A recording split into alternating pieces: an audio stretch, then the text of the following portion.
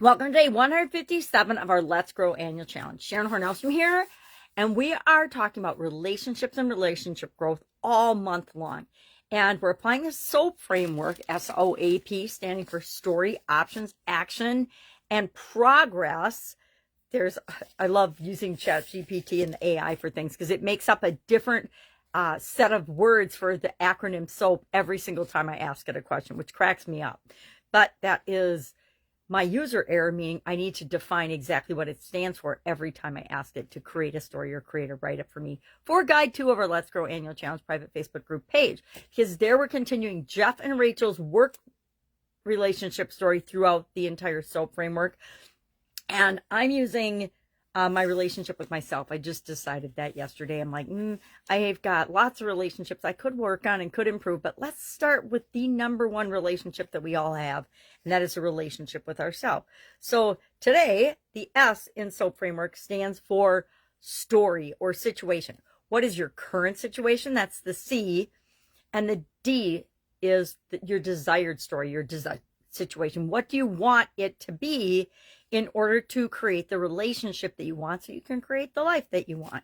So what kind of a relationship do I currently have with myself, and besides flipping my hair around, and what kind of a relationship do I want to have with myself, right? Like all humans, I think we all have a very complicated relationship with other people, but it begins with having a complicated relationship with ourselves. The more comfortable we get with who we are, what we stand for, what we believe in, how we feel, how we think about things, and the more we're okay with that, and the more we're in alignment with who we really are, the better we are in our relationship. So I say that's where I'm going to start today. And I've done this before, worked on my relationship with myself, but I think it's one of those things that we're never actually done with. We spend our whole life becoming the best possible version of ourselves. And the SOAP framework helps us to do that, especially when it comes to challenges or tough situations or obstacles or roadblocks or problems or no's in our face.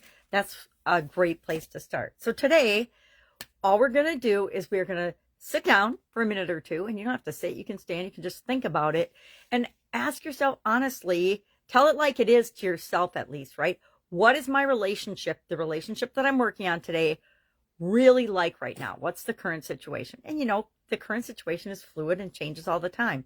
But if it changes all the time, that means we can change it to be the way we want it to be. And then what is our desired state, our desired story, our desired situation? What does that look like? And you want to create those two pictures in your mind so that you can identify the gap between where you are and where you want to be. And once you identify that, and once you've identified truly where you want to be and what you want that relationship to be like, the universe and your subconscious and things just start to rearrange themselves and begin to create. They begin to fill in that gap. And the rest of the SOAP framework we use specifically to fill in that gap to hurry up the process a little bit. So, any questions about this? Guide 2 of the Let's Go Annual Challenge private Facebook group page has a write-up, of course, as well as Jeff and Rachel's story continuing.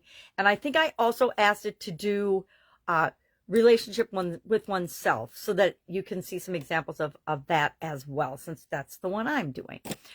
Any questions to ask, please ask. Otherwise, have an awesome day, and I'll be with you tomorrow, and we'll hop into the O, which of course stands for options. What are all the options that we can use to begin to fill in that gap? All right, have a great day, and I'll be with you tomorrow.